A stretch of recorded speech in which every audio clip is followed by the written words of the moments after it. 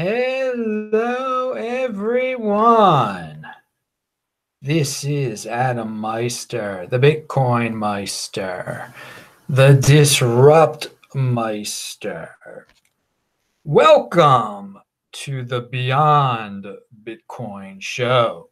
Today is March the 2nd, 2019. Strong hand, unconfiscatable. Bitcoin is the next Bitcoin. Personal responsibility is a new counterculture. We're going to talk about that a lot today. Deferral of gratification. Yeah, we'll talk about that. And conviction. Here's the honey badger, the Bitcoin honey badger. Get t-shirts below. Check out the links below. Everything I talk about in this video is linked below. Disrupt Meister, TechBot on Twitter, affiliate links. Support the channel if you wish. And just retweet stuff and just share it on social media. That's free. You can do that. That's awesome. That's just as good as sending donations. I love it all. And I appreciate all the support. A new show here every day. You get a new show here every day, including yesterday. It was This Week in Bitcoin. And I want to talk about that. Caitlin Long was on the show. It was an incredible show. So go watch that show right now. Go watch that show right now because she was talking about the state of Wyoming and how it's becoming a crypto state, basically. She's heavily involved in getting legislation passed to make it Bitcoin friendly. And she really breaks it down like she's broken it down in no other place before. So watch the video and you will learn a lot about Bitcoin, about financialization, about Wyoming, about a lot. And it excited me. It really did. And Cheyenne, Wyoming is just up the road from Denver. I think it's 2 hours away or something like that. A lot of people, if it gets successful there, if this thing really picks up, if this becomes the Bitcoin state of the United States, then people will be flying into Denver and driving up. They'll need rides. There's a job right there for you if you have no crypto skill at all. Drive people from the Denver airport to Wyoming. Look, I just came up with a job. You get all sorts of opportunities here. But she said on the show something that I really liked. Wyoming is America's emerging market. Now, a lot of people out there, a lot of financial gurus are like, and I've even said you can try this. Go to another country, go to an emerging market, start a business in an emerging market. And it's easier said than done. You got to get a passport, you got to get visas, you got to hope they don't kick you out. You got to follow. It's a lot different. It can be crummy. The infrastructure could be horrible. I mean, go to Mozambique. I mean, that's not easy. Brazil's an emerging market, right? No, America has its own emerging market. It's Wyoming. You get in your car, you drive over there during the summer. I would recommend it during the summer because I'm a guy that does not like cold weather at all. But why not? If you're in college still, just getting out of college, go to Wyoming this summer. See what's up with this crypto stuff that's going on there. Drive people from Denver. There's opportunity, but yeah, Wyoming is America's emerging market. I think they should make it their slogan. And then you can't get any of those crazy diseases you get in the other countries, the dysentery and all that. No, why not? Why not try it out? Let that be your first step of traveling around the world, going to Wyoming, seeing what's up there this summer. It's just an idea. You will be inspired if you watch the video though, yesterday's video. And the funny thing was, in the chat section, I always read the chat section afterwards. And there were all sorts of people in the chat section. Some people were like, oh, she's great. But there were a few people that were, just because she's worked for like a bank before and she has financial knowledge, people are like, she's a shill. Some of the most conspiratorial type of comments I've ever read in the chat section. And it wasn't just one person. And again, are people actually paying attention to what she's saying? If you paid attention to a word of what she was saying, I don't know how anyone could say she was a banking shill. She was promoting the glory of decentralization and controlling your own private key and cryptocurrency and getting away from the New York style regulation and getting away from hypothecation and pretending you have and artificially inflating the amount of coins that you have.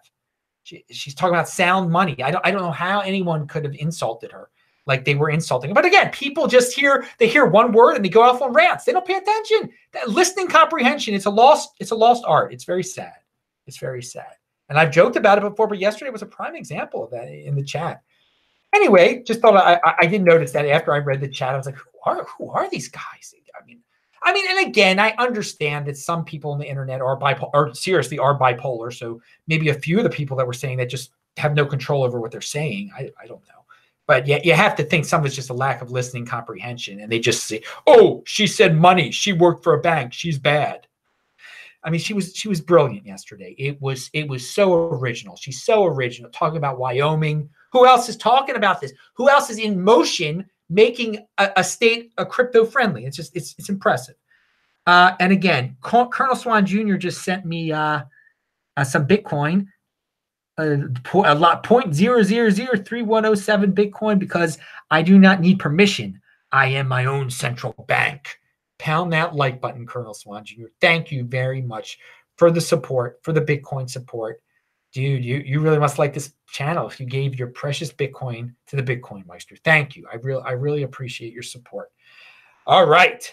So let us I think he meant the decimal points would have been messed up here. Whatever he gave, it was glorious. It was great. It was great. If he gave 0.3107, that would be crazy. That would be a lot of money. I don't think he gave that much.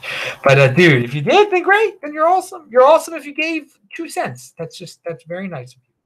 So let's go. Here's a tweet. And again, you can follow me on Twitter, Techbalt, TECHBALT. It's listed down there. And again, yeah, try out Wyoming this summer, especially if you're like in California, man. It's not far away. Especially if you're in Denver, you drive up the road. Or, what are those high tax Western states now? The taxes are going up. Well, California specifically, Nevada is not as friendly as it once was. And yeah, I know it's a pain for people out east to get out there, but whatever. If you're young, if you're real young, if you're in college still, what's that? It's great. Great experiment. Tell me what it's like there. I was in Wyoming once. I drove through it. I was on 80. I was driving to San Francisco long ago. It was beautiful. All right. So this tweet from Ravi Singh Ka. He says, the best revenge is not to be like your enemy. And that is a quote from Marcus Aurelius of back in the day. But no, the best revenge is not to be like your enemy. And I like that. Don't worry about your enemy. Don't you totally avoid being fixated on them, and you can be productive.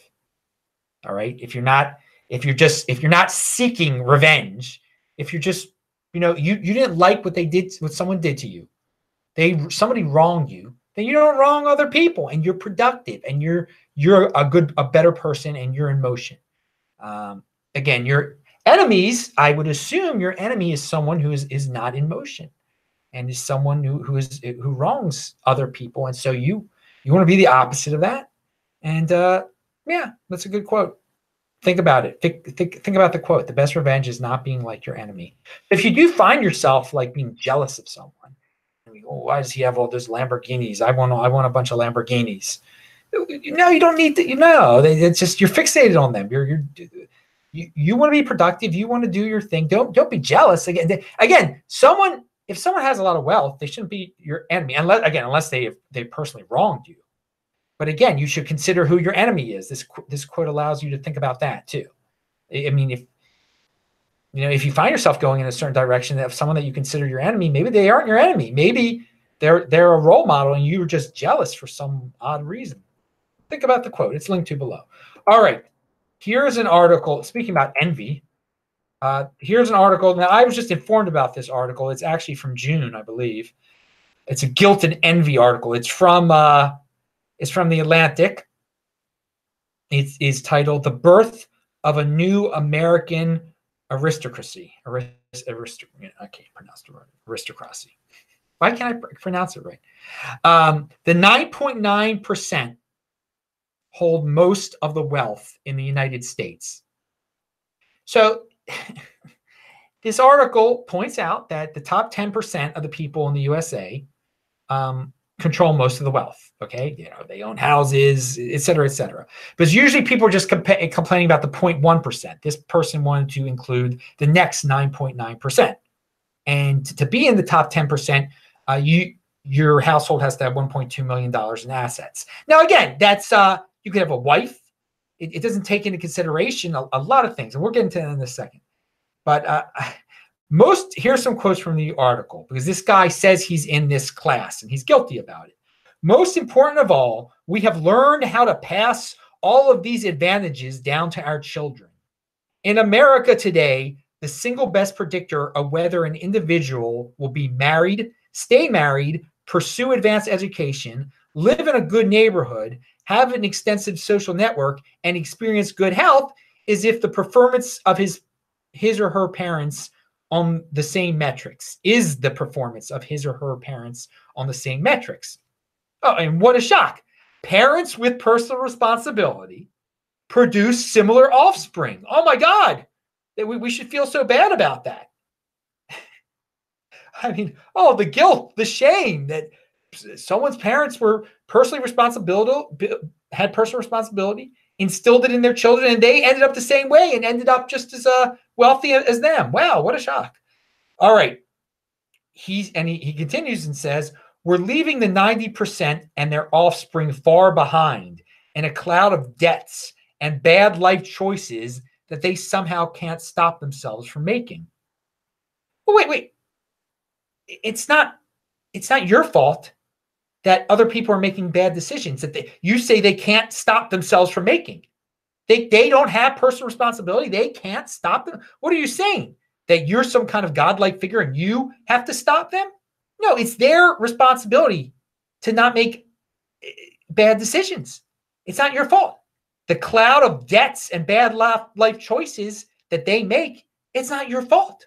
It's not the rich people's fault. It's their fault. Okay, it's going to take okay, and this is what he says the solution is. Again, this is a long article, by the way. It's going to take something from each of us, meaning the top 10%, it's going to take something from each of us too.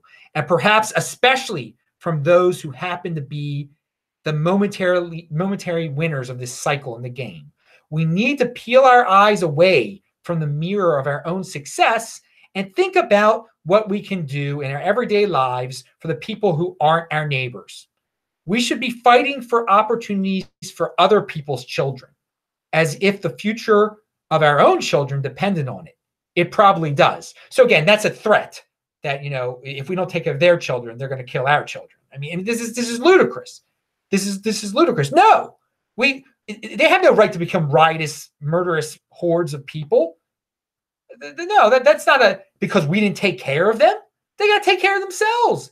And again, the cutoff line at the top 10% is so arbitrary. It's arbitrary. It's arbitrary. But he just wants to. That's the line above. Again, the top 10% control most of the wealth in America.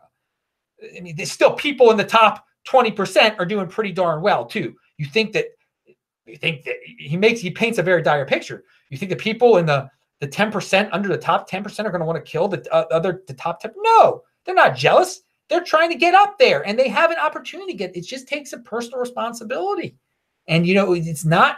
And so he goes. The meritocratic class, based on merit, class has mastered the old trick of consolidating wealth and passing privilege along at the expense of other people's children. No, there's no trick. No, they keep working hard and they teach their children to do the same. It's not a trick. It's what's become the counterculture for some reason. Personal responsibility is personal responsibility, dude. It's not some trick.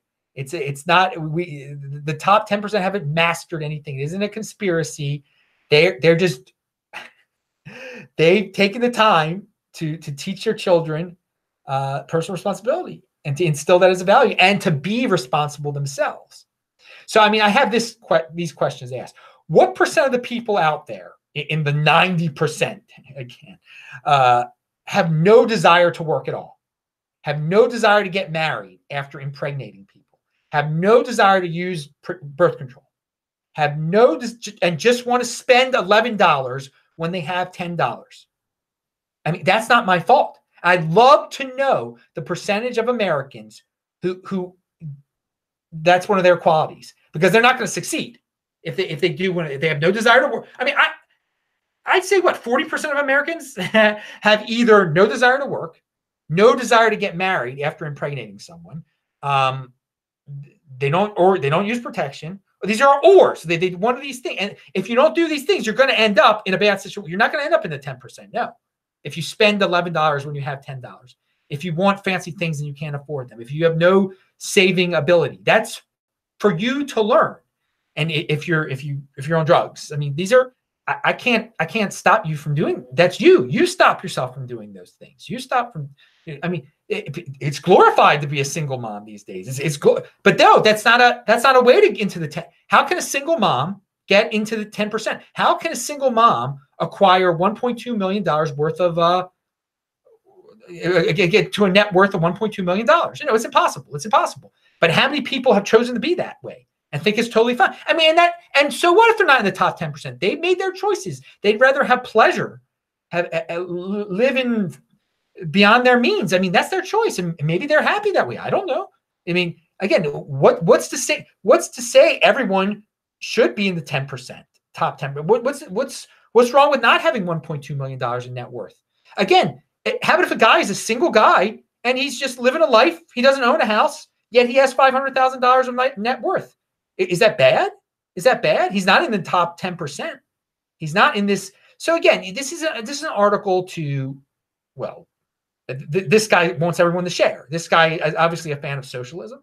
This guy he wants to pick a villain. He wants to make a villain out of this top 10% that not everybody even wants to be in. And people can be quite successful if they're not in that category. Again, how long did it take some of the people to get in the top 10%?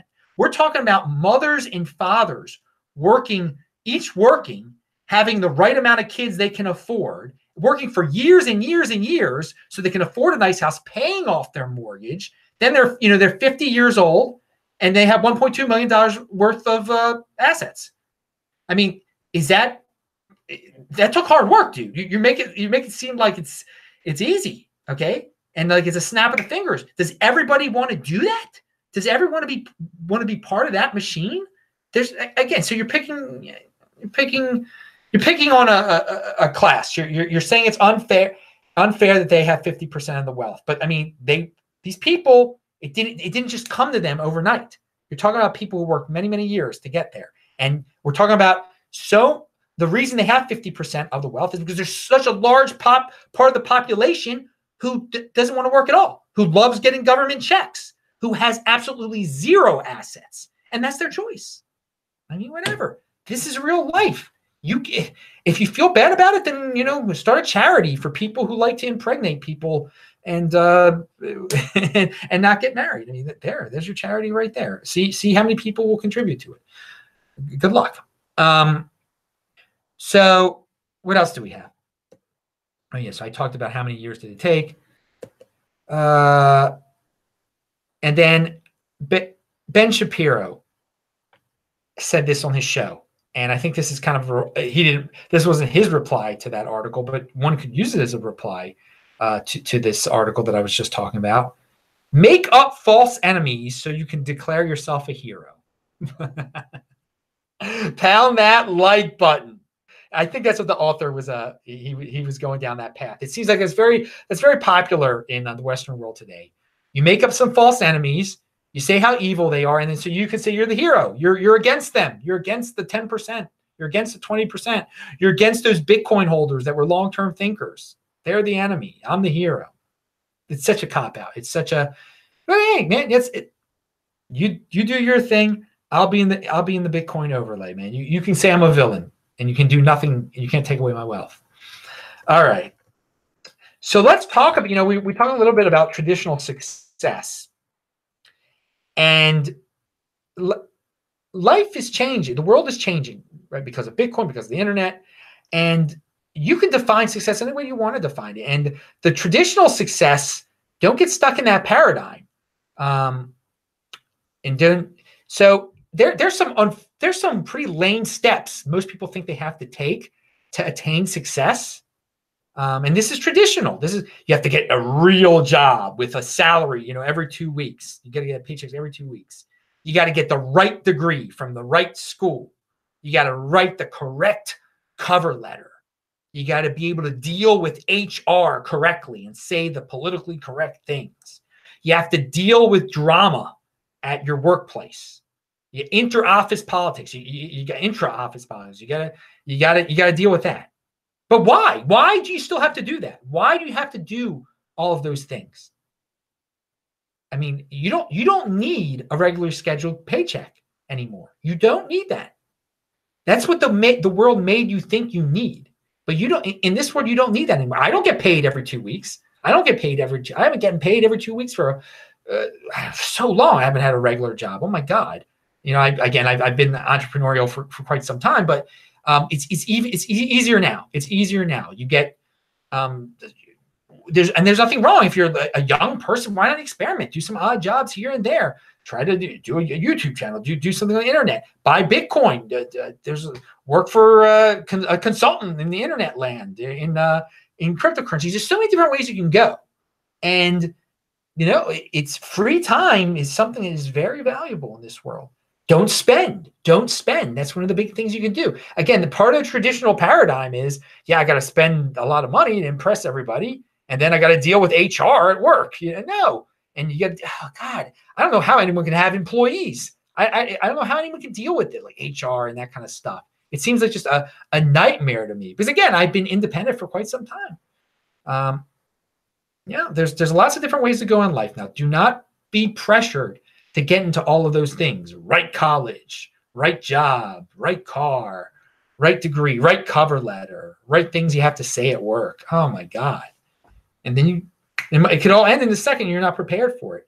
You know, if you train yourself to work outside the box, to not be dependent on getting a check every 2 weeks, you'll be stronger for it. And if you do choose to go into that field and then you ever get kicked out of that field, you'll be ready to jump back on the train. But again, savings, it's a lost art. Not spending like a maniac is also a lost art. All right. Remember, check me out at Steam It. Right there, Steam It. I get Steam. I turn it into Bitcoin at very irregular times, periods. So yeah, check me out there, Bitcoin Meister on Steam It. In the middle of the day, I think it was yesterday. I don't even know what day it was. I just started thinking to myself, thank God I no longer own real estate. It is such, and I know we have some realtors here and some real estate fans here. You know, some people can deal with that stress. Owning a house is stressful. Owning a house, I've owned a house. I've owned 3 different properties in my life. And owning Bitcoin is not. Okay. Again, real estate, sometimes you got to deal with renters, inspectors, taxes, fines, insurance, lawsuits. None of that with Bitcoin. None of that. It's overrated. Real estate is definitely overrated.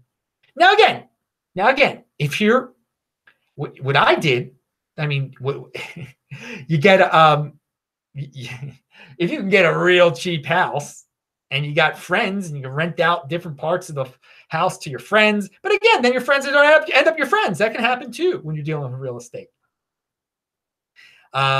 Again, it is a pain in the butt. It is such a pain in the butt. There was a time when I was naive, I guess, and I did sort of like it.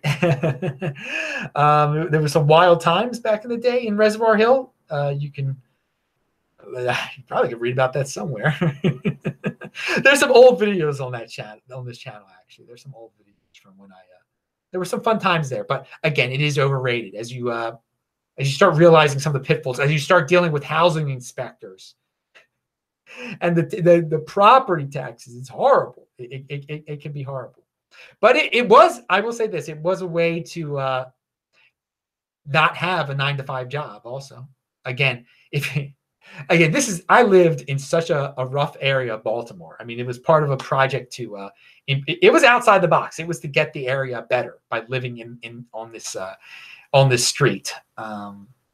You see, I had a big smile on my face thinking I was lucky. It didn't, nothing bad happened to me. Nobody fell off my roof. Nobody sued me or something. Because we would have parties on my roof and stuff. Now, people say, Adam, you're glorifying the real estate. Trust me, it's not.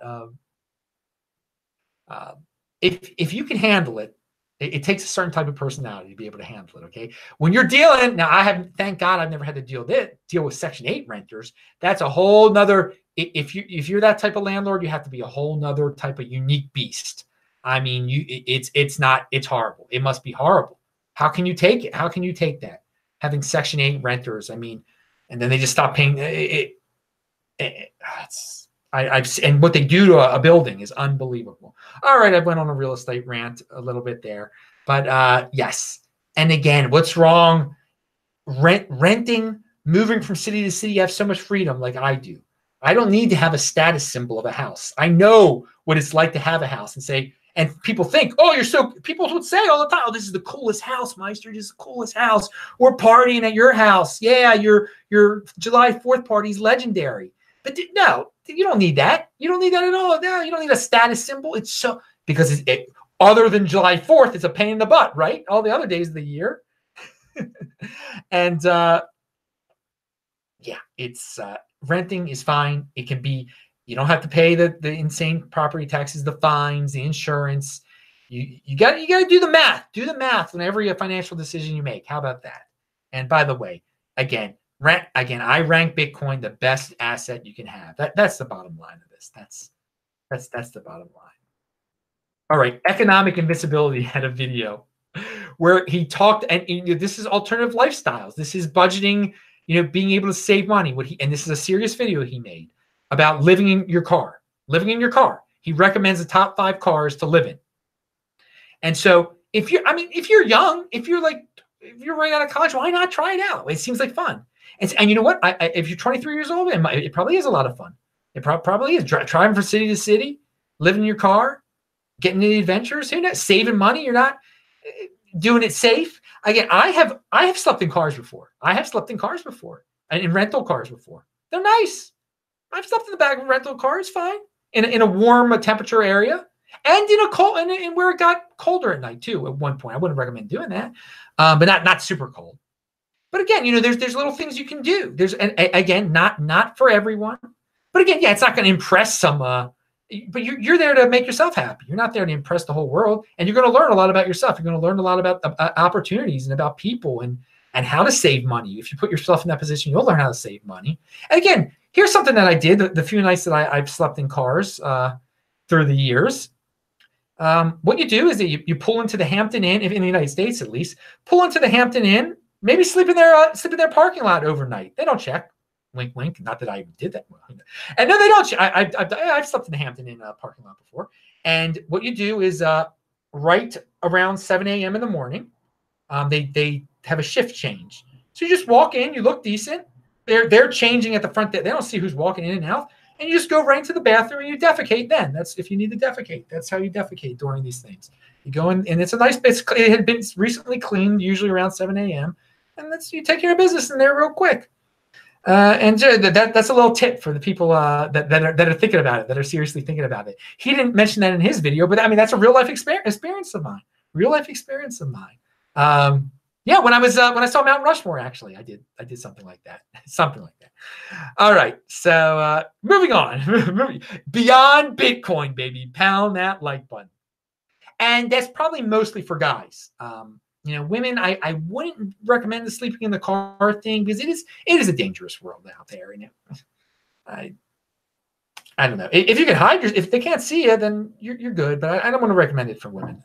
I really don't. I don't think it's the safest thing for a woman to do. But for a guy, if you pick a safe area, you're good. You're good.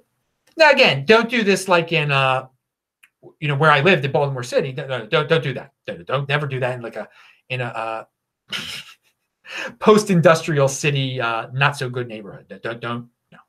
No one does that. No one would do that. Someone will notice you, and it will not be good. Moving on. All right, finally. Here is a video that I found.